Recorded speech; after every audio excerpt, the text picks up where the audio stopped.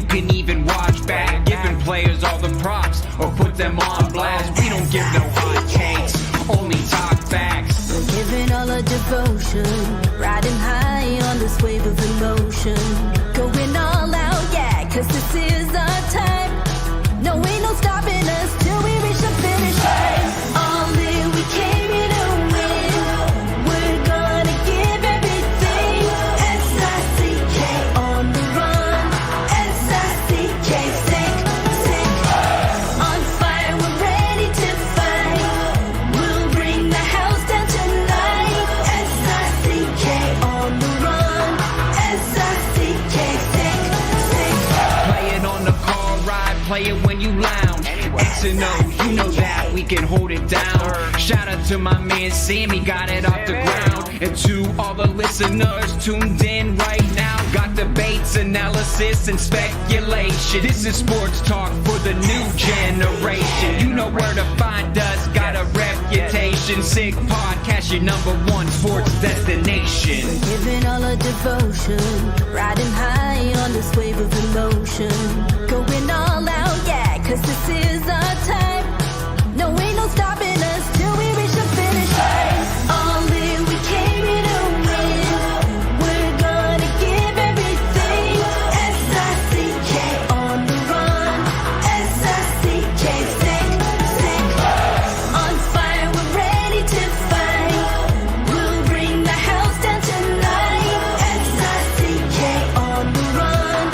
S-I-C-K, sick, sick. S-I-C-K, it's the sickest podcast. Tune in for the audio, or you can even watch back. Giving players all the props or put them on blast. We don't give no hot takes, only talk back. S-I-C-K, S-I-C-K, S-I-C-K, S-I-C-K, S-I-C-K, S-I-C-K, S-I-C-K. all in, we came here to win. We're gonna give everything. S-I-C-K on the run. S-I-C-K, sick, sick. S-I-C-K, it's the sickest podcast. Tune in for the audio, or you can even watch back. Giving players all the props or put them on blast. We don't give no hot takes, only talk facts. We're giving all our devotion, riding high on this wave of emotion. Going all out, yeah, cause this is our time. No, ain't no stopping us till we reach the finish line. All in, we came here to win. We're gonna give everything. S-I-C-K on the run. S-I-C-K, sick, sick. On fire, we're ready to fight. We'll bring the house down tonight. S-I-C-K on the run. S-I-C-K, sick, sick. Play it on the car ride, play it when you lounge.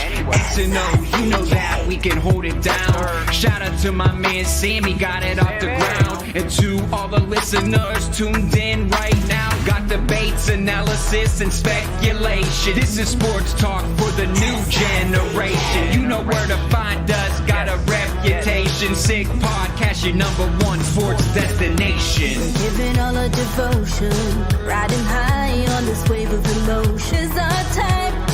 No, ain't no stopping us till we reach the finish line. All in, we came here to win. We're gonna give everything. S-I-C-K on the run. S-I-C-K, sick, sick. On fire, we're ready to fight. We'll bring the house down tonight. S-I-C-K on the run. S-I-C-K, sick, sick.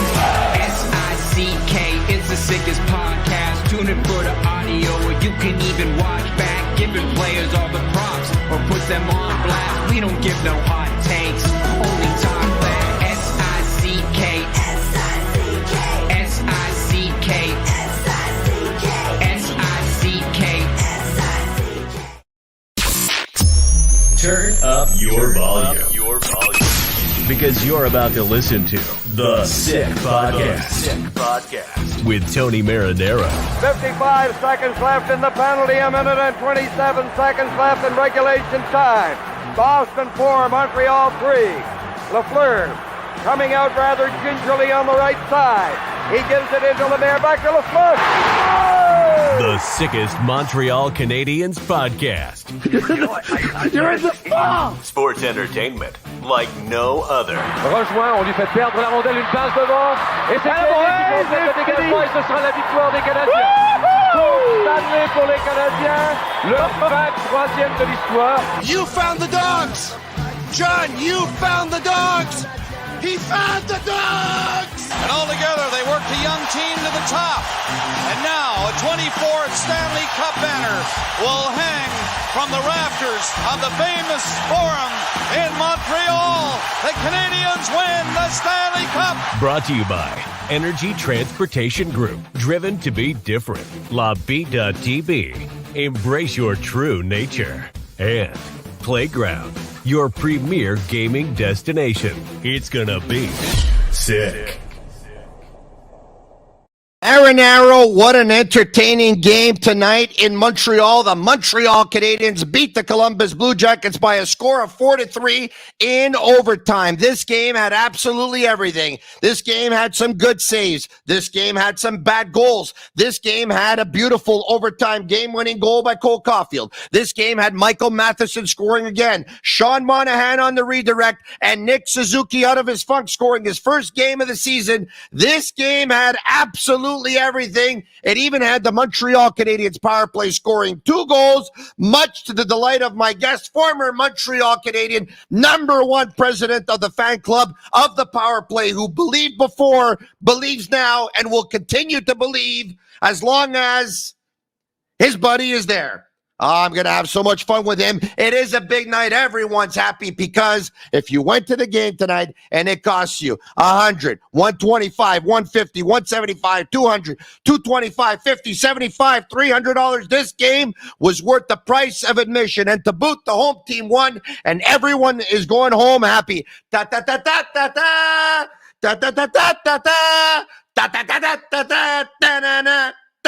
Without further ado, let's bring him in. Maxim Lapierre. You happy, bud?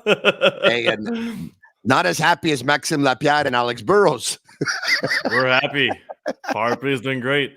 The power play was what, 18th going into the game? What you read my tweet, right, Bob? I read your tweet. I stopped following everyone else, and I only follow you. This way I don't miss a tweet. You did a great decision. That's a great decision. No, but seriously, we always panic. They were 18 before the game. It's not that bad. It's amazing considering they don't have any players. You went through the list of all the other players with the other team. You said they don't have any players here. Hey, they're doing great. They actually, let's forget about the goals, the structure. Yeah. You can see they're trying new things. You know, like today we changed Caufield. He was on the other side. Suzuki's trying the little pass a little more. Madison is moving more.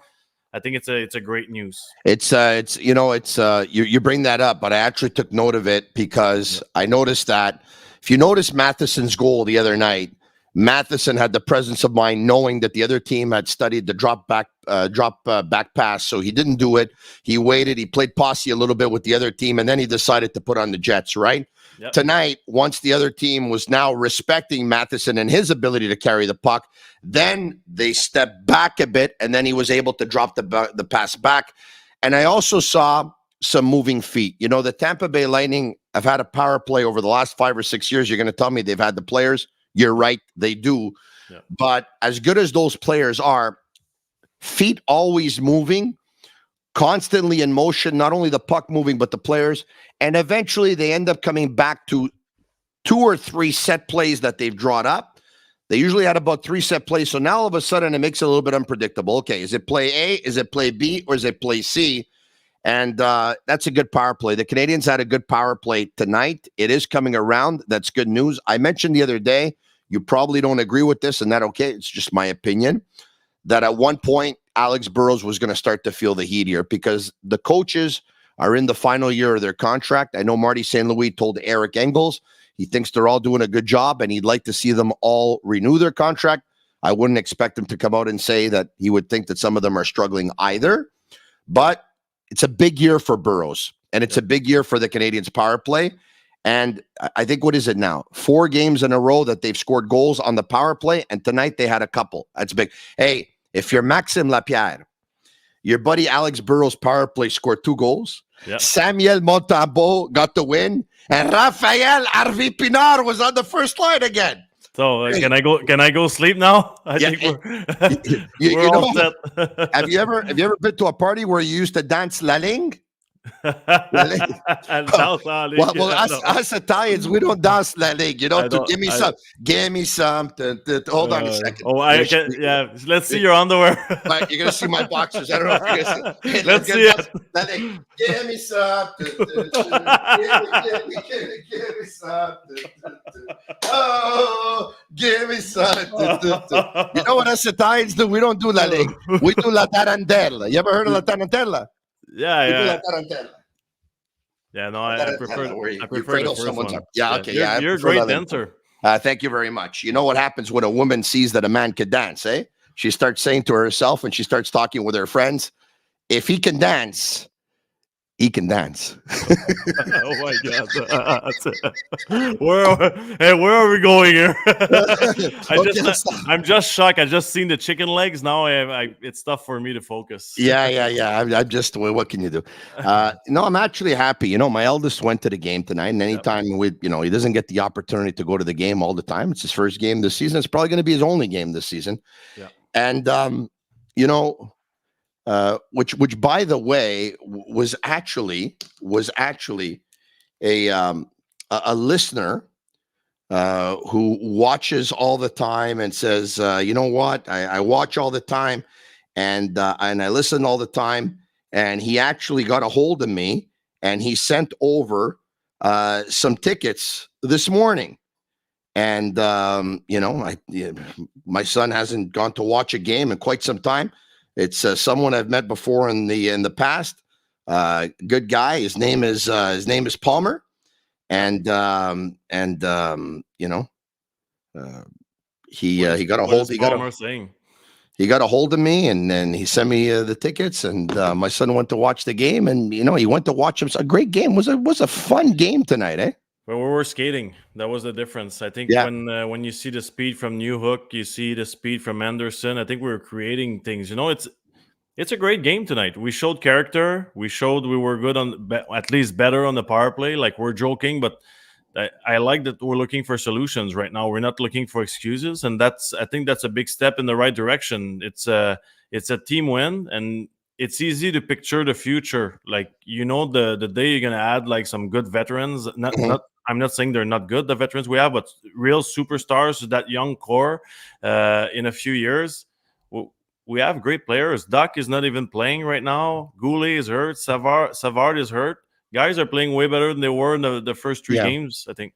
Hey, Max, I think it's Renaud Lavoie of TVA Sport that mentioned on social media that Goulet is expected to play a game here in the next couple of days in the next week. So isn't that good news? Because, of course, the second he went down with that injury, there were one or two initial reports from people on social media who thought that he was going to be out for an extended period of time. And so by the time he comes back, if he is going to come back in the next couple of days or so, it'll probably be a couple of weeks. So isn't that good news for Kaiden Goulet? Also, we're hearing that, Christian Dvorak is probably, give or take, about 10 days away. So that's good news too. So all of a sudden, look, Dvorak will be back in the next week and a half. Goulet will be back in the next week and a half. Of course, the bad news is that David Savard, we found out that he's out for a period of 6 to 8 weeks. We know that Kirby Dach is out for the remainder of the season, but it's when Christian Dvorak comes back, it gives you possibilities. Now, Raphael Harvey-Pinard had played 3 games with Caufield and Suzuki. He had not produced, but I don't think he had played that bad, to be honest. Now, I don't, in my world, before watching him play this year on that line, I wouldn't want him there. I've mentioned that to you before. I also think it would be too much pressure too soon. I think there's better than him, but even though he hadn't produced, I thought he was pretty good. I thought he was bringing a lot of energy. I thought he was working hard. I thought he was digging out pucks. I thought he was going to the net. I thought he was crashing the net. I thought he was actually working harder than looked even more impressive than Suzuki, who's been struggling up until tonight's game, but he had a real good game on Saturday. Suzuki did, obviously. On Monday and on Tuesday, he did not. But I liked Harvey-Pinard, and I guess Marty St. Louis did too, because he came back with him again tonight. Yeah, what I like about him is, let's forget the name. I think it's the type of player we need with Suzuki and Caufield. It's just he gives them a second opportunity in the offensive zone. You know, like often at the beginning of the year, Suzuki and Caufield were playing, let's say, a good game, but it's one shot and done. Then they back check and they go play in their zone. Harvey Pinard or this type of player gets you a second and a third chance because he's good on loose puck, he's good on rebounds, he's good on the forecheck, and he's ready to sacrifice himself and maybe his production to make sure the two other guys are producing. And that's a good fit for me. And I don't want to compare players, but you think about guys like Hyman, Kunitz, and I'm not comparing Harvey Pinard to Kunitz. He was an Olympian, but the type of guys that are just doing the dirty work so the superstars can score their goals or produce offensively. I think he's doing it great. You know, he's blocking shots in the defensive zone. The puck gets out a little quicker. I agree with you. One day we're gonna have another Caufield on the other wing, but right now I think it's a perfect fit for them. To let's not forget Suzuki and Caufield are growing too. They're young players, and I think it's a good fit right now. They're learning good things. They're learning about themselves first, and that's the first step as a young guy. You know, there's a player on the Canadiens that probably gets less press than any other player on the team. He's not elegant. He's extremely consistent. He's solid. He's reliable. Pearson. He's a defenseman, who I'm talking about. Kovacevic. Jordan Harris. Yeah, I think Jordan Harris I think he's very intelligent defenseman. Yeah. Very intelligent defenseman. He's a good skater. I think he reads the play well. And you know what? That might be the only position where it's a good news when we don't see you. If a young defenseman, you don't notice him in a game, he's doing something right because he's not doing any mistakes. He's not causing any turnovers. He's doing his little job. He's quiet. And we're gonna need that guy in the future because you cannot have 6 defensemen that you're paying $8 million a year. You're going to be stuck on the cap, you know, because when Goulet signs his deal and when even Barron is getting better every game, defensively he's not there yet, but offensively, I can see what he can bring as a defenseman offensively. He's a good skater. He's got a good shot, but you need those defensemen that are going to make $3, $4, $5 million a year that are going to be quiet, good on the PK, because then you cannot sign everyone, you know? Yeah. I think he's a good skater. What I like about Harris is that he doesn't seem to get caught out of position. And so he's a very, very good positional player, very, very good positional defenseman. Anyway, I thought it was a good game for him. I thought it was a good game for a lot of players. How about Michael Matheson, who scores again, another big goal in this hockey game after scoring a highlight reel goal the other night against the New Jersey Devils. He scores another big goal tonight, but this guy pretty much saves the game at the end. He's let's forget about the spectacular plays. He's blocking shots. He's taking hits. He gives hits. Last game, he was mad at the end of the third period. He gave 2 good hits at the. You can see he's a leader. I like that type of player, and that's what we need in Montreal. That has been the problem the last few years. We have good Ds, but we don't have good skaters on D. And when you have guys like Harris, Barron, Madison, even Jacky, who's a big guy, you need guys that are able to get out of trouble by themselves. It's not always a puck in the glass or a puck on the wall or a pass to put your winger or other defenseman in trouble. Sometimes just a guy that can get out of trouble by himself fixes everything. And that's what we need to bring more in Montreal. I think Goulet is a great skater as well. So when we say the future in Montreal is great because of our Ds, I strongly believe we're going to have one of the best defensive core in the NHL within the next 3 years for sure. Like, it's coming soon. Guys are unbelievable and they're physical. Jacky is physical. Goulet is physical. Name any young kid. Mayu is going to be physical. They're good players. That's a really big step for the organization in the right direction. Speaking of Jacky, 4 minutes and 39 seconds into the game, he gets hit from behind. It's boarding, basically, by Dmitry Voronkov, who actually was called 2 minutes for boarding. And of course, they ended up getting their 5 minutes for fighting. And Jacky ended up getting 2 minutes for roughing on Voronkov, but he drops the gloves. And this guy, once again, taking care of business. This guy's Jack the Giant Killer, my friend. I love that. You follow this guy. He's got lots of characters, and he's a really good hockey player as well. I love his shot from the blue line. There's little things he's going to need to learn. I think it's going to come with time. Like, he doesn't need, it's great, but he doesn't need to fight every single game on every single bad hit.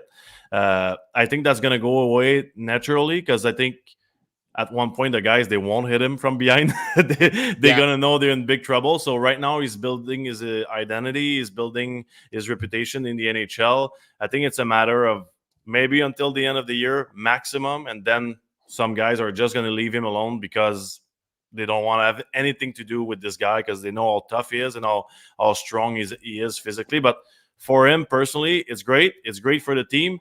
But let's say we fast forward in 3-4 years when those games matters and we want to play for first place in the NHL. He cannot just leave for 5 minutes every game, and he cannot take a penalty like he did in Buffalo, pushing the guy in front of the net. When it's great, we bring character, but we didn't need it. If you're fighting for first place or for a playoff spot, he needs to learn. But hey, he's probably my favorite player on the team. I will buy his jersey one day. Good for you. Hey, let me ask you this. What did you think of Samuel Montembeault? I thought he gave up a bad goal that beat him short side, but as they say en beau français, il s'est repris en main. Is that the way they say? Yeah. He bounced back. Yeah. Hey, he came back. I think this kid there's one thing that is sure about Montembeault is character. Just the way he came in the NHL wasn't easy. Always had the worst game in a back-to-back, or when the team is playing bad. That's how he made his name for himself. Finally, last year we thought he stole the net, but this year I think it's complicated for the 3 goaltender. I think all 3 of them had a tough training camp. All 3 of them didn't get enough ice time during training camp, and I think Jake Allen found his game, and I think whatever it's Primo or Montembeault, they were still looking for it a little bit, just because they didn't have enough ice time. And you need to play, and you need to build a confidence as a goaltender. There's no other way to be good in net. And you know what? I didn't mind his performance tonight. I think it was good. All right, okay. Brendan Gallagher picks up a couple of penalties, okay? Yeah. Before I tell you what Marty St. Louis said at the end of the game, I want to get your thoughts on Brendan Gallagher and the 2 penalties. You know what? It looks easy, but it's not that simple not to get penalties. If you think about a guy like Gallagher, it's all about energy, passion, working hard. The line is really fine, Tony, between taking a penalty or not taking a penalty. And when you try to get the puck away from another player, or you try to be hard on the forecheck, or you try to be strong in your own zone, well, let's take the last one, for example. It's a high stick. For me, it's just a good intention. He's over back checking. He wants to save a scoring chance so much that he cannot control his stick anymore. So yes, you blame him because he's a veteran and takes a penalty, but at the same time, that's the type of effort you want from your players. So that's just he's gonna manage that. Like he's a veteran at one point, and don't forget, like when the games matters at one point during the season, your stick you automatically put it lower, like it comes with the importance of the game, I think, a little bit. And if you look at other teams, they do same mistakes. I think we talk a lot about it in Montreal because it's always a bigger deal, but hey, other teams too, they take penalties, and we take a lot. Like in one game, sometimes we're in the box a lot, and it takes our average and puts it way too high. But if you look at game by game, sometimes we're okay with discipline. Not this year at the beginning of the year, but last year it was okay by the end. Hey, our colleague Anthony Martineau at TVA Sport, who does a great job covering the Montreal Canadiens, is also doing a great job of letting everyone know via Twitter what Marty St. Louis had to say after the game. So I'm going to give you a couple of them. Yeah. Regarding Gallagher joue du très bon hockey récemment. Gallagher's playing very good hockey recently. Ses pénalités sont souvent liées à de la combativité. His penalties are often related to his combativeness. Pas de la paresse. It's not laziness. Exactly. So Marty St. Louis is okay with Brendan Gallagher, and so were you a couple of minutes ago. Regarding Samuel Montembeault a été excellent. Montembeault was excellent. St. Louis is happy. Now, here's something else as well. Selon quelques joueurs, Martin St. Louis aurait piqué une colère dans le vestiaire entre la première et la deuxième période au sujet des revirements. On était têtus. nous a expliqué Martin en point de presse, c'est très rare qu'on le voit comme ça à lancer Montembeault. Supposedly, St. Louis, after period number 1, pulled a fit in the Montreal Canadiens locker room because of giveaways and gave it to players. Montembeault saying at the end of the game, not very often we see Marty St. Louis like that. Is it legitimate to look at the giveaways? Were they that bad, or is the coach finding a reason to try and pump up his team?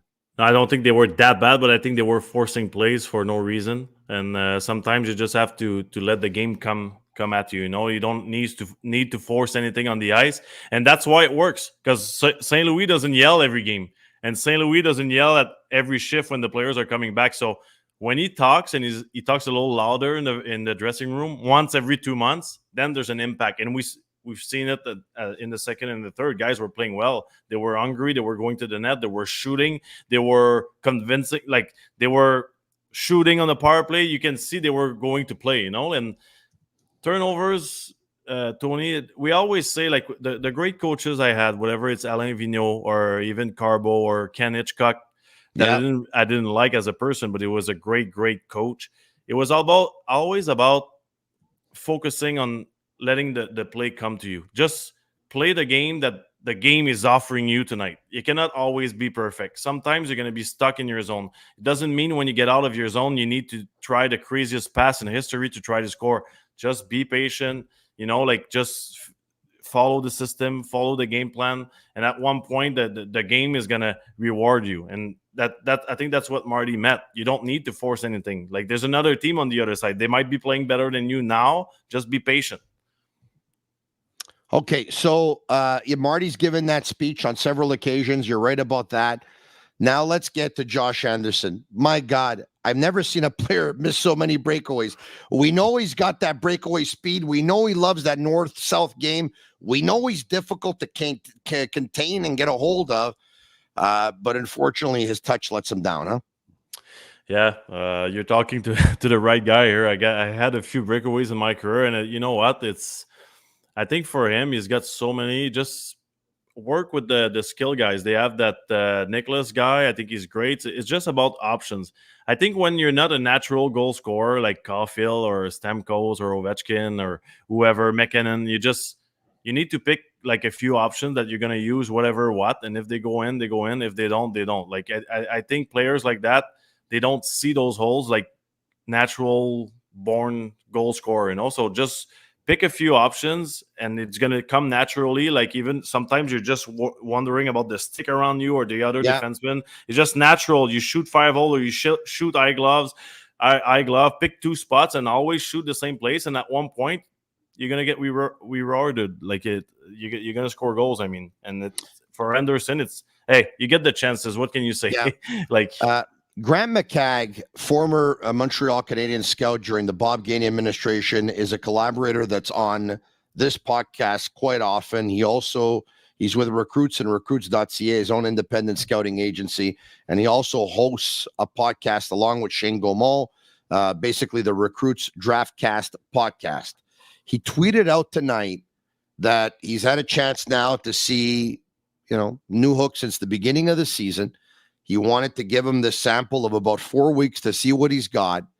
And in his opinion, he doesn't think he's a top 6 player. He doesn't believe he has the vision and the creativity to be in that top 6.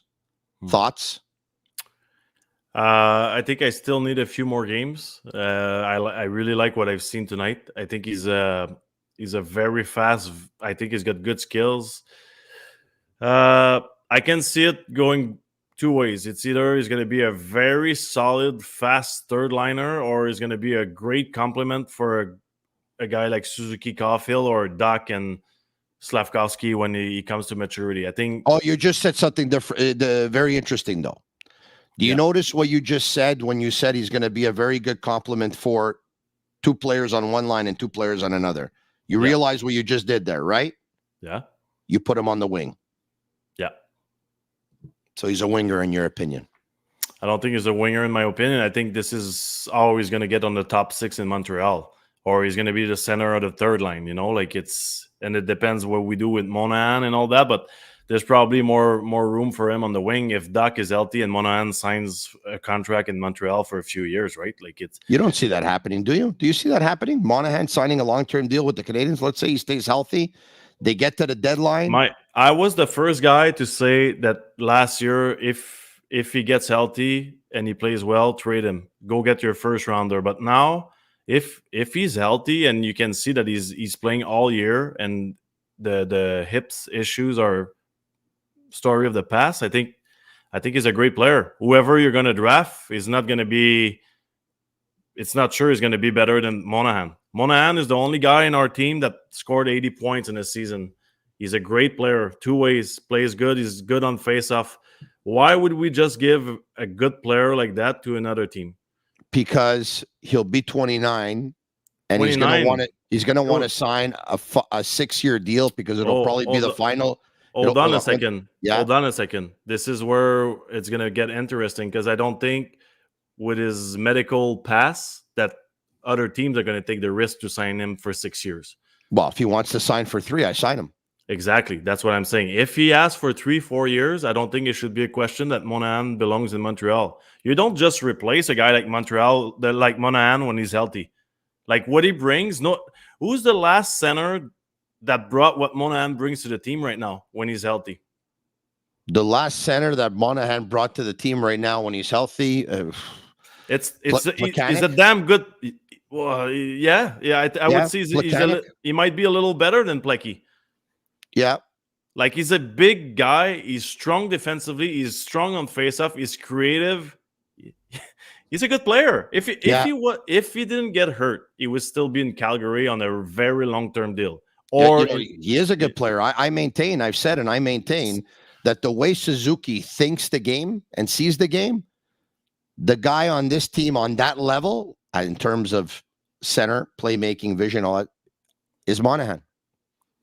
And that's why I think that Monahan will end up being a very good winger on that line with those two guys. He was last year before he got hurt, and I think he can think the game the way those guys can think the game. And this way, he's not a step behind in thinking the game. I think it's him personally. I think when Dvorak comes back, I think Monahan is taking RHP's spot on the first line. I believe that. When the Canadiens are ready to win, and we suppose it's going to be when Monahan is 30, 31, 32, 33 years old. Yeah. That's going to be perfect. 32 years old in the NHL.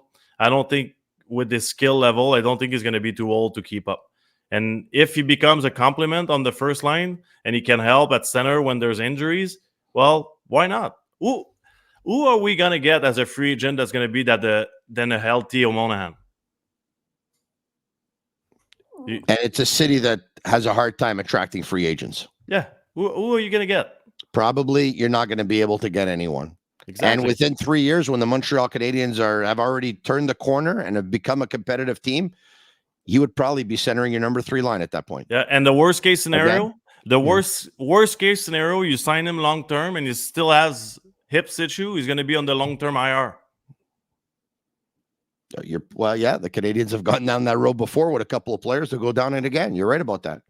Listen, it's one of the things that tonight when I open up the phone lines at 1-888-585-SICK, 1-888-585-7425, and I'm going to keep Maxim Lapierre if all goes well for another 10 minutes or so, and then we're going to take your phone calls. I'm sure Max would even be willing to take a phone call right now if we had to. 100%. Not a problem. Because you know what? Tonight is Max's night. Max is on fire tonight on the Sick Podcast. He's bringing it. The smoke machine. Look at him. My God. Oh, my God. It's unbelievable. All right. Okay. Why don't we get to the animation so we can actually take calls? We'll open up the phone lines right now at 1-888-585-7425. You called. Presented by Playground. The things we'll talk about. Justin Barron, you talked about him before as well, saying that, Barron has to probably improve defensively a little bit. I do like his offensive instincts. His offensive instincts, I think, are good. His skating ability is good. You talk about the fact the Canadiens have several very good skaters on the blue line. I think he's going to have to bulk up a little bit. Yeah. No, He's going in the right direction. Do you remember what Crosby said when we acquired Barron? I think I remember, as a matter of fact. He said that it's a mistake. He said it was a mistake to give him away. Colorado game up because he knows him because they trained together in the offseason in Cole Harbour, Nova Scotia. Yeah, you would think we would trust Sidney Crosby, right? His opinion about a player. I think. You know what? I would think that he's an excellent evaluator of talent. I interviewed him once. Yeah. He told me he thinks I'm the best interviewer in the world. And it's the best interviewers ever done. Actually, he never said that. Well, good for you. Good for you. I'm just making it up, by the way. I'm just making it up. I love Sid the Kid. I think with Barron, if we're patient, I think we're going to see great result. If we start just focusing about the way he plays defensively, this is where we're going to have a problem. He's skating well. He's got a good shot. He reads offensively. His reads are great. Every young guy that comes in the NHL has a tough time with defending. And that's just normal because everyone is bigger, everyone is stronger, everyone is faster, everyone releases his shot quicker. Everything is different. You need to adjust to everything, and you cannot do that in one season or 2 seasons because it takes us. It might just take 40 games to get used to how to defend the shot because the guys, they really sing so fast. And then when you fix that, you need to, like you said, get bigger and stronger in the corners. And then you need to adjust to the system of a new coach. And then you need to adjust to your partner that you play with. There's so many things for a young defenseman that, again, like with Slafkovsky, like with Caufield, Suzuki, let's be patient. They're going to be good when it's time to win. I talked about underrated before, and I gave you the name Jordan Harris. You gave me 2 names, Kovacevic, and you gave me Tanner Pearson. So talk to me about Tanner Pearson. Underrated, how, to what degree exactly? I think when he came in Montreal, I knew he was a great player. But my first reaction is he still healthy? There was a little bit the same thing than Monahan, like it was tough for him at the end in Vancouver. He won the Stanley Cup. He knows how to win. He played for teams in LA that were strong defensively and playing the right way every single shift. Every single shift, the LA Kings, when they won the Cup, there was no cheating, defense first, go to the net, honest hockey, So I knew we were getting that type of player. Now I'm seeing that he still has wheels. He can skate, and he still wants to play hockey. I think he's enjoying the new opportunity he has to play in the NHL. He's got a great shot. I talked to Guillaume the other day. Guillaume, who's a goal scorer, he said this guy has a goal scorer shot. That's not just lucky bounces. Like, this guy knows how to shoot the puck. It's funny you say that because the other day when I saw he's taken a couple of shots down the wing, right? And he's got a very heavy, somewhat deceiving wrist shot / snapshot. He shoots the puck like Guillaume, I find. Yeah, a little bit. Yeah, the way he scrapes the ice before his shot. Yeah, he's got the big blade. He's a great compliment. Like, maybe it's the bad timing for him because he's not in a team that's gonna win the Stanley Cup this year. Anyway, if they do, I'm gonna be very happy for them. But Pearson is a great guy to put on the third line. He's gonna do his job. If there's an injury on the first 2 line, I would not be shy to put Pearson with Suzuki and Caufield just to try.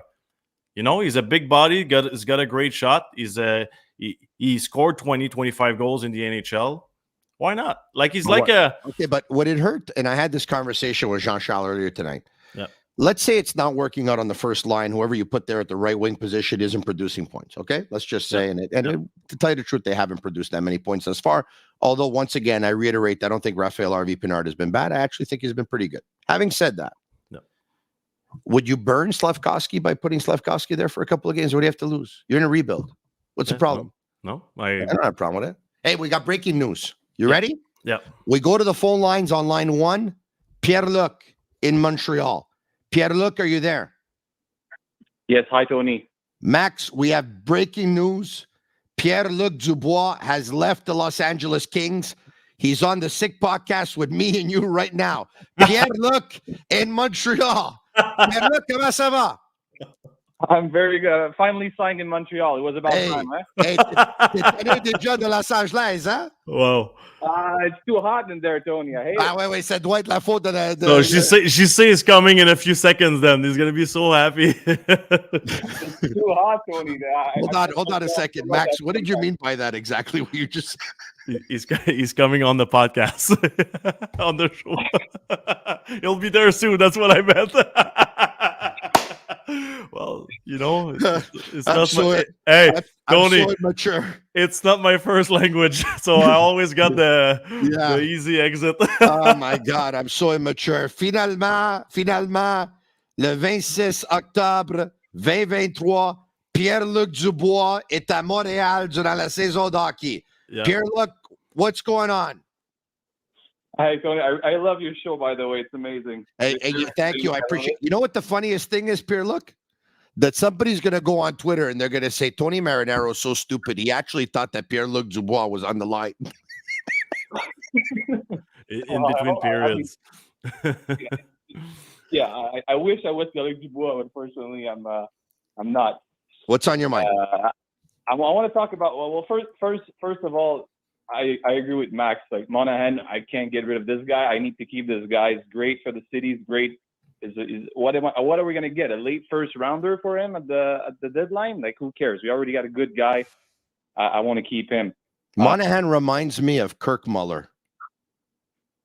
I don't know why. He does. He can play center. He can play wing. He can score goals. He can pick up points. He can shut down. He's very versatile. En français, you know what we call a guy like that? Polyvalent. Polyvalent. I not only know how to speak the language, I even know how to spell the words now. Polyvalent. No, you're right. He's a great player. Who's better than you, Tony? Well, you know, now that I know, tomorrow somebody else is probably going to hire me too now. Amazing. So tell me, Pierre-Luc, you want to... So Max Lapierre said something, and he said, Tony, when the Canadians acquired him, I said, okay, at the deadline, I'm trading this guy. I'm going to try and get a first-round pick. He said, right now, Thursday, October 26, 2023, I tell you that if Sean Monahan wants to stay here 3-4 years, I'll sign him and I'm keep him here. You say what? I totally agree. 4 years, I find is a bit of a stretch. I could be a little worried about this. I'm not sure about how the LTIR works, but we already have Price on there. But under than below 3 years, I'm down anytime. Like he's a veteran. He's a great leader. He can kill penalties. He's good on the face-off. He can play with Suzuki and Caufield. He can follow the pace. He's got good vision. He's got everything. Like, how are we going to? As soon as we get rid of him, we're going to try to find a guy that's just like him. Same with Henderson, right? I just want to keep the guy. Like I want to do everything we can to keep him. I think the only thing you're going to have to meet him halfway for contract wise. I mean, I don't think he's going to accept 2 years because as a player, if you think about your business, if somebody offers you 2 years, there's no reason why you're not going to go and test the market. You know, because worst case scenario, we're going to get 2 years for a little more money on the market. So for me, if it's minimum 3 years, and I don't mind stretching to 4 just because I think we're going to be able to move him around and find a role for him because he's too smart on the ice. Worst case scenario, if he can't skate anymore, we'll put him on the left side or right side of the third line, and he's still going to be efficient. Max, the way I look at it, if Jean-Charles Lajoie can sign a 4-year deal at 50 years old, then you got to give at least a 4-year deal to Monahan at 29.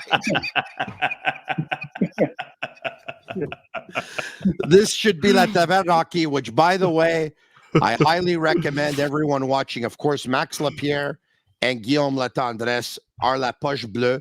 It's another podcast, of course. It's very unique in its own way. It usually goes on Wednesday nights, and sometimes if they can't accommodate on Wednesday, they might put it on a Tuesday or a Thursday or another night. But for the most part, it's on Wednesday nights. And they also have a segment within the show called La Taverne Hockey, which is kind of like a spin-off of what 110% used to be, but only, of course, at a distance via Zoom and all that stuff. And And they sold for like about $1 gazillion, and I'm sucking up. Hopefully that one day they can send me $1 million for saying that. All right, okay. Why don't we take one more phone call here? Let's go to and then I'll let you go, Max. I appreciate your time. No rush, man. I got nothing to do. Story of my life. Len and Saint Jerome. How are you? Very good. How about you? Yes, fine. Listen, since the start of the season, the most important guy for me for the Canadian is Monahan. He stabilized everything in front. He's a stabilizer in the front. So for me, if Dvorak is coming, when he comes from injury, I would bring up Roy. Because, tonight, Anderson missed so many chances. I'm sure Roy could have scored 3 goals on that. It all depends. Anderson had the speed to get there. Top 6 guy. What do you think? Len, before we go to Max, I'll say this. We can agree that Joshua Roy is more talented than Josh Anderson. I agree with that 100%. But let's not forget, Anderson gets the breakaways that he gets because he's incredibly fast. Not to say that Joshua Roy can't get the breakaways. He'll get them a different way, counterattack, transition play, stretch pass, all that stuff. But Anderson can't finish, but he's got breakaway speed. But you're right. He can't finish. Max?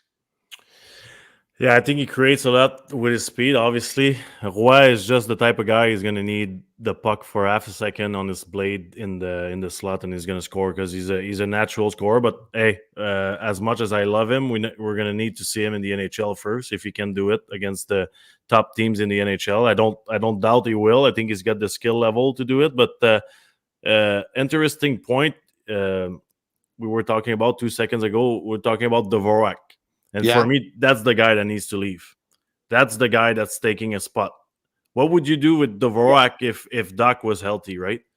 Like, I don't think we need that guy. Not that he's not a good player, but I don't think we need that guy on the team. He's a great player. I loved him when he was playing in Phoenix. I thought he was doing great things on the ice. I even said when he came that he's going to replace part of what Philippe Danault was doing for us, and he haven't done that. I think that's the guy we need to get in shape. We need him to play well, then trade him instead of Monahan. I don't disagree with you because Dvorak would be a fourth-line centerman with the Montreal Canadiens, but you can't, with the cap being what it is, start paying fourth-line centermen $4.4 million. Doesn't work that way. You need a fourth-line centerman making Jake Evans type money. Oh, hello? Yeah, we're here, Len. Okay. The thing is, Doc is injured, so we got to deal with him this year. We got to use Dvorak. So we cannot change the way it goes right now, right? So we use Dvorak, and we bring up Monahan to the top line. And the second line, we bring up a little more offensive with Roy, or change Monahan for Roy on the top line. But for right now, Dvorak, he cannot go anywhere because Doc is injured. See? I think for me, though, obviously it would be a great line with Suzuki, Caufield, and Monahan, let's say. But it would be the same thing than put in Malkin with Crosby or Draisaitl with McDavid. I'm not comparing the players here, but I'm saying that you take everything and put it all in on one line. Right now, I think the reason part of the success is that we're balanced. We got 3 good lines. The fourth line is doing his job, I understand. Max, are you Max? If I can ask Max a question, Len. Continue to play 25 minutes like that, he's gonna get injured eventually. You cannot play that much minute. 100%. 6 to 8 weeks with Savard. He's got to bring down a little bit the minutes for him. I think a number one defenseman can play a lot of minutes, but I agree with you. Like on the long term, I think you don't want to burn a player too much. You don't want to play him too much. That's it for me tonight. Good answer. Merci beaucoup. Thank you, my friend. Merci. Max, I too at times want to see Joshua Roy here. Yeah. And I don't believe that he's going to be burned by playing a game or two with the big team there. I think he'll be okay. Okay. Yeah. He's also 21 years old, I believe. So it's taken him a little bit longer. So I think when he arrives, he'll be more ready. But in terms of development and in terms of just and long-term being the best he can be, how important would it be for you or not to see him try to lead Laval into the playoffs and try and win a round or two or maybe even three with Laval being the catalyst of that team? How important or not is that to you for his long-term career? It depends on what happens this year, how many games he plays, of if he plays in the NHL. Let's start from the beginning. My personal experience is I played most of the year in Montreal, and I went back down and won the Calder Cup. So that year for me was phenomenal because I got NHL experience, plus learned a lot playing in the playoffs in the AHL. So what it does, what I believe in is that you cannot burn a player by playing a couple of games in the NHL. Like when I hear about the confidence and we're going to destroy his confidence, no. When you put the Montreal Canadiens jersey and you look at yourself in the mirror, you could care less that you score a hat trick the night before in Laval. You forget everything. You think about the NHL. The thing that is important for me is that when you play in the NHL and after the game you see Cole Caufield and Nick Suzuki doing squats and biking, when you see a guy like Savard blocking shots, a veteran in a game that doesn't mean anything, when you see the way you're treated on the plane, when you see the way the coaches address you or talk to you and what they teach you, then when you go back, you know exactly which tool you need to go buy. You know exactly what I need to work on. If you don't play in the NHL, I don't care if you watched hockey your whole life, you don't know what the NHL is. And an exhibition game is not the NHL. It might even be worse than AHL sometimes, exhibition games. Guys are not game shape. Guys are not in sync. Guys are not thinking about the system as much. That's not the NHL. So last week when I talk about Joshua Roy, it was a good timing because they weren't playing for a few days. I'm like, he's hot right now. He's feeling it. Take him, play him with Suzuki and Caufield, big minutes. If it doesn't work, send him down. If it works, keep him until you feel like he doesn't belong here. And then, I know you're on fire, but then I started. No, Joshua Roy is hot. He's hot. That's Joshua Roy. Yeah. You said he's hot, so he's under this. You see the smoke. No, exactly. And then, just to add a little something to this, like I know, like we've been saying for so many years that we burn players in Montreal. And then I looked at bunch of teams in the NHL, the guys that have an actual impact on their team and bring them in the playoff or win the Stanley Cup, they don't play in the AHL. I'm sorry. Like I had a few lineups that I have a tough time finding a guy that played more than 60 games in the AHL. You want me to tell you a few, Tony? Because I think you won't believe it. Okay. Yeah. We played the Devils this week. I know they're first rounder and they're good players, but Hughes, 0 game AHL. Mercer, 0 game AHL. Ishier, 0 game AHL. Bratt, who was a 6th rounder, 0 game AHL. Yeah. Hamilton, great defenseman, 0 game AHL. Timo Meier, 33 games. I did that with basically 20 teams in the NHL. And my point is, a good player will always find his way. A good player, doesn't matter if he comes from Laval, from Trois-Rivières, from another team. When it's time for his maturity timing, he's going to be a good player. Why is Cole Caufield? I know he was older. Like he had a hat trick in Laval. We were all, let's call him up. We called him up. Played well in the playoff. We went to the Stanley Cup Finals. Yeah. If your captain is 23, 24 years old, 25 years old, why can't a 21-year-old play in the NHL? If a guy can lead the best franchise in history of the NHL as a captain, I think a guy can play a few games. I hear you. Look, I understand your point, but once again, you did preface it. Like Jack Hughes is a first-round pick, first overall. Yeah. Nico Hischier is a first overall. Okay, well, that's Mercer, why I think was that's why I'm gonna go. Then I got another option because I always have somebody that has an answer for everything. So you're part of them now. Good job, Tony. Thank you. Pas juste une belle face, moi là. Yeah, exactly. Yeah. Point. Okay, let's go in Tampa. Point. Great player, right? Third rounder. He's a third round pick. Nine games in the AHL. Kucherov is a superstar. Third round pick.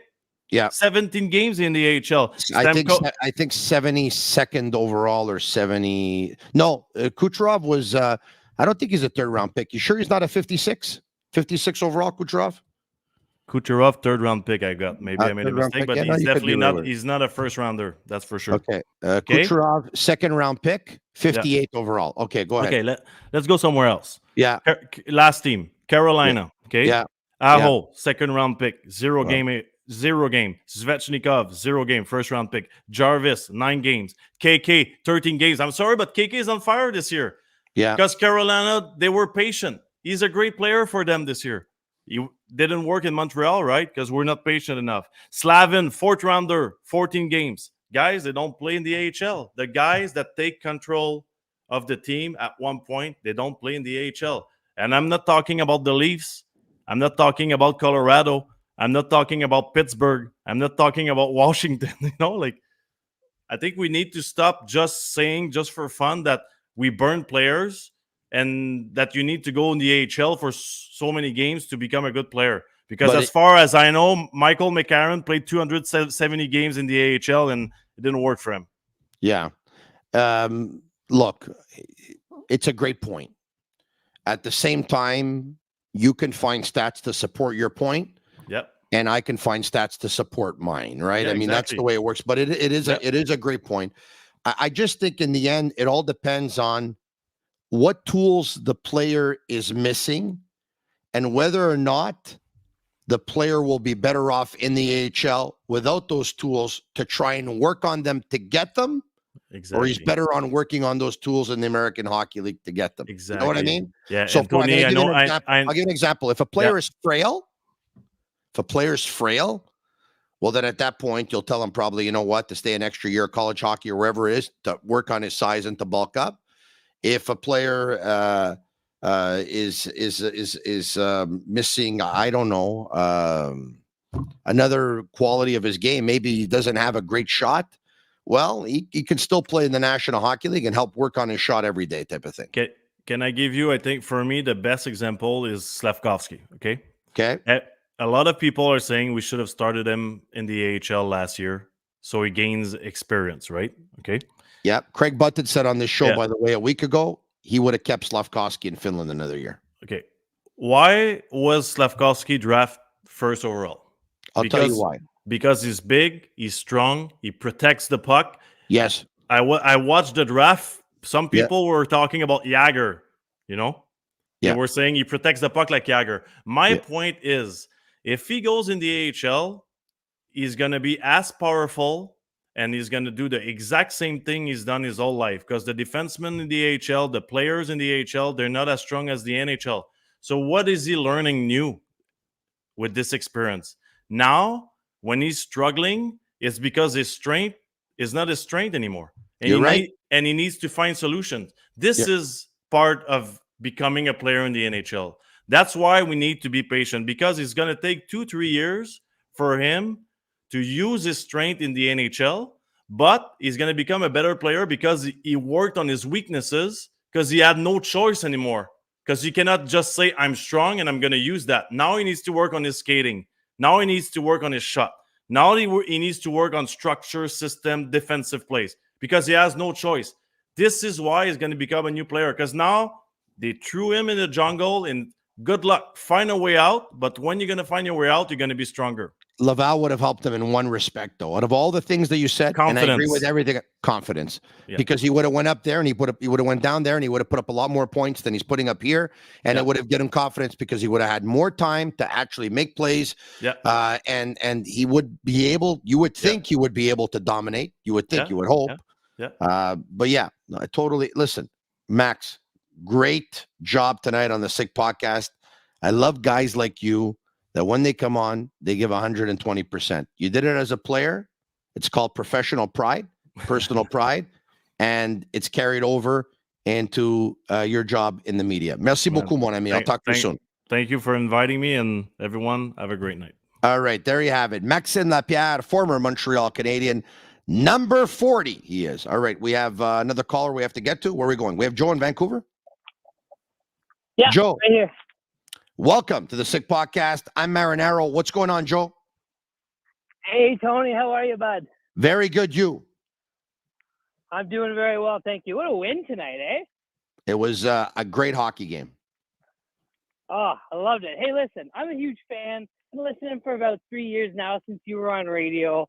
Super stoked that you made a podcast because I didn't have to keep listening to all those commercials. So I'm going to tell you this, and I said it before, I'm going to say it again.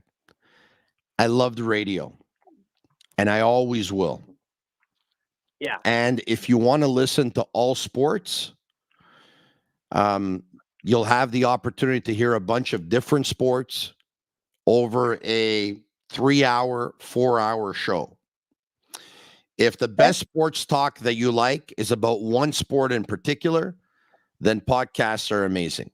And you're right. Well, that's me. We started this podcast at 10 p.m. tonight, as we do every weeknight.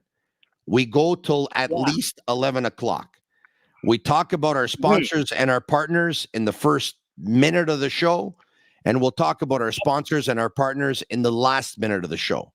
We are not going into the show at 10:06. We're not going back out at 10:17. We're not coming back in at 10:23. We're not going back out at 10:27. We're not coming back in at 10:34. We're not going back out at 10:46. And we're not coming back in at 10:50. It's 1 hour straight.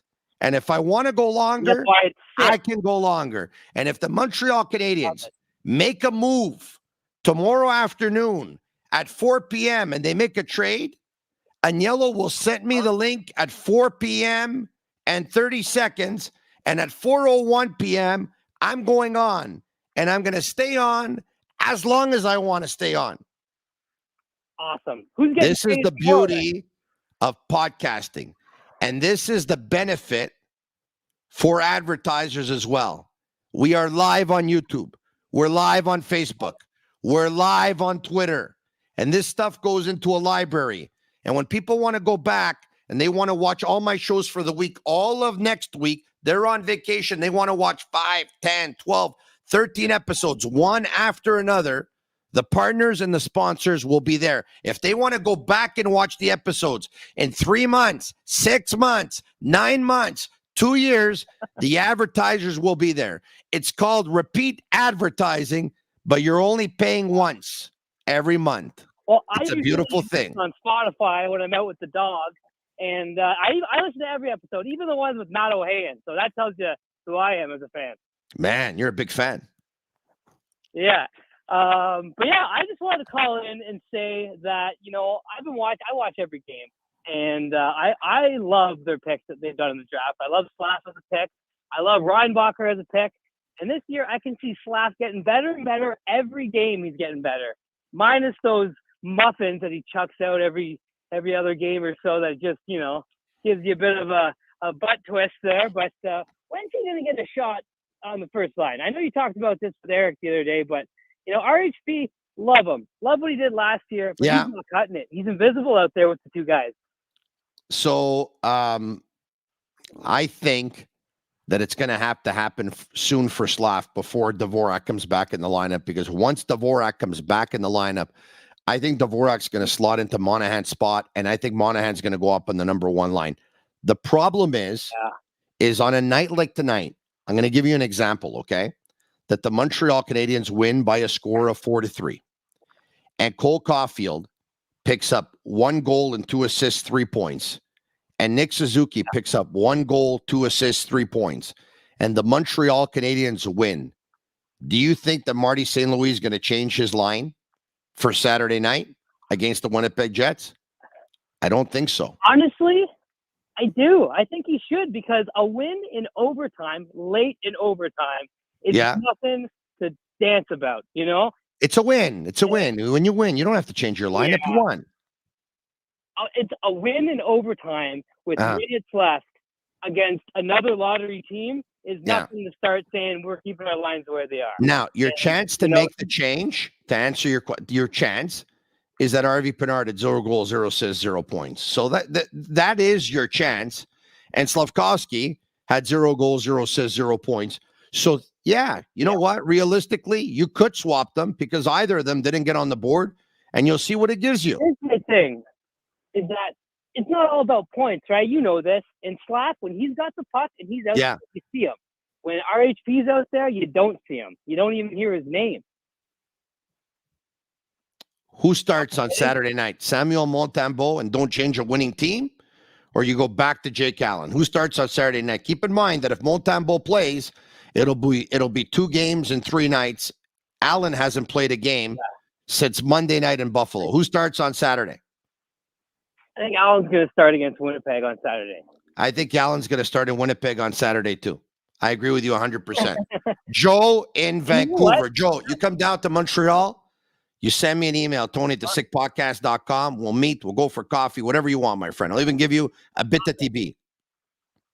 I love it. All my family's in Montreal, so I'll see you there. Is that right, eh? And what are you doing in Vancouver? Making money. My family's all in Montreal.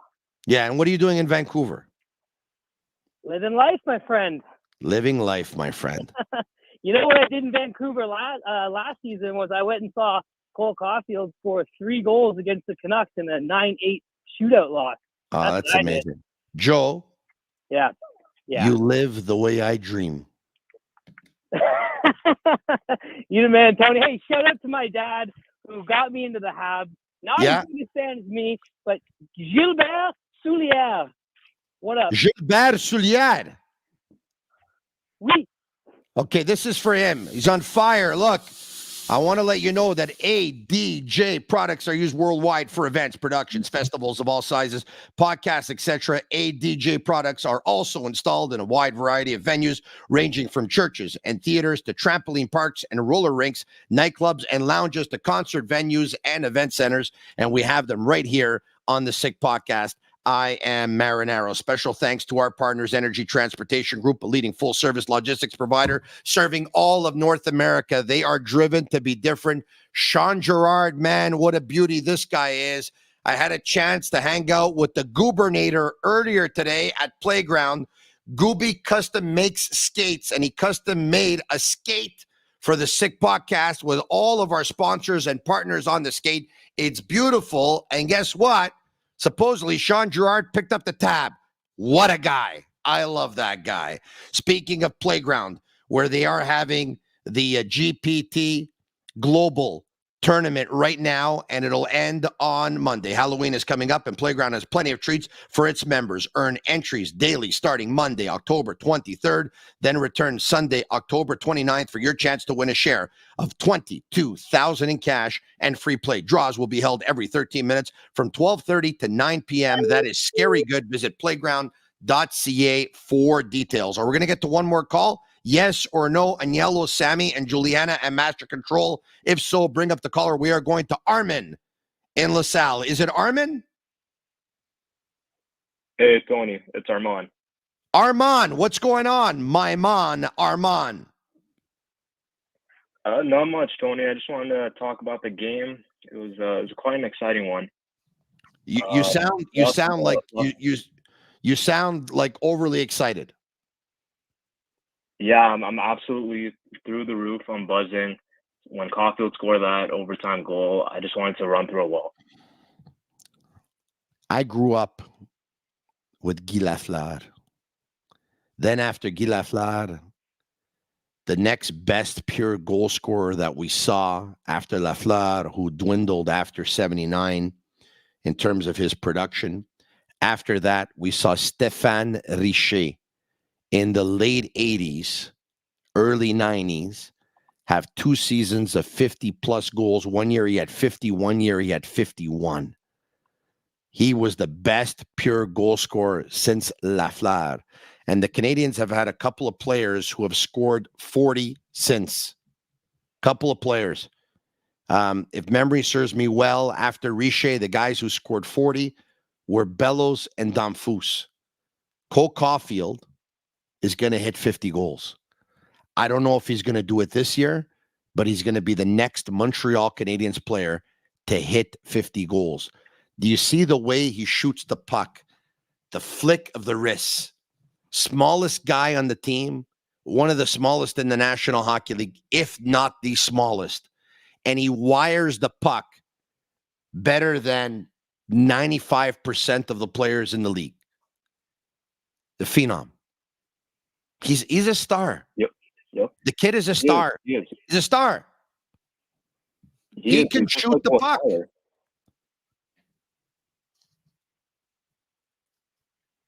You're that excited, huh?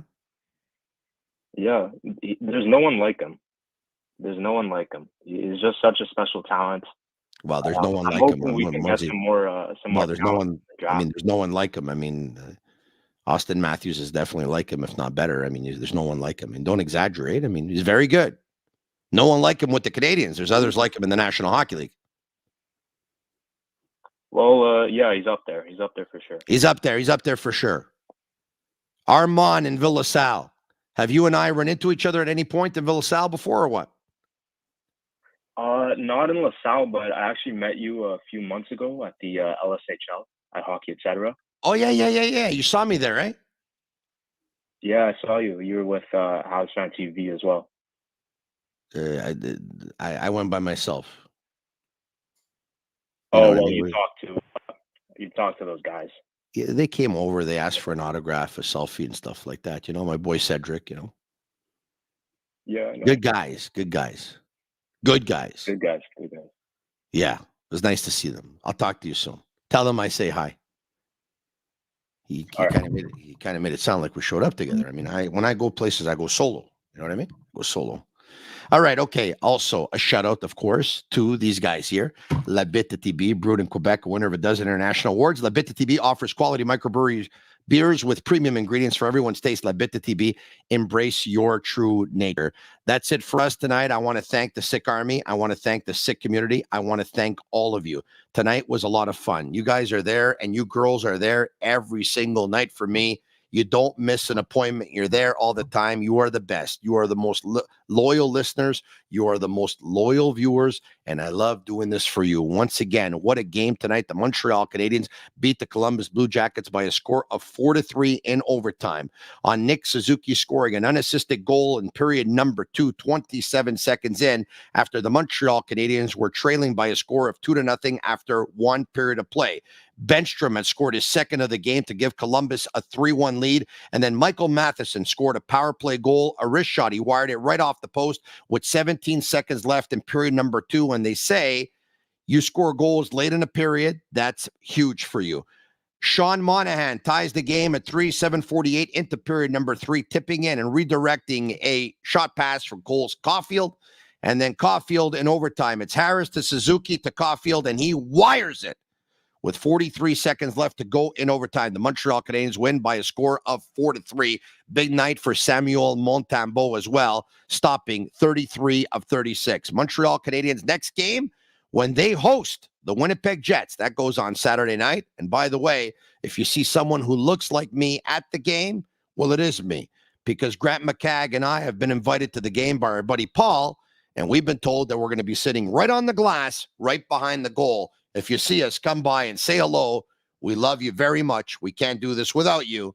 Thank you for your support. For Agnello, Sammy, and Juliana at Master Control, they're Cavallaro. I'm Tony Marinaro. And that's a wrap. Hope you don't miss us too much until next time. Follow the Sick Podcast with Tony Marinaro on YouTube, Instagram, Facebook, Google Play, and Apple Podcasts. The Sick Podcast is brought to you by Energy Transportation Group, driven to be different. LaBita.tb, embrace your true nature. And Playground, your premier gaming destination.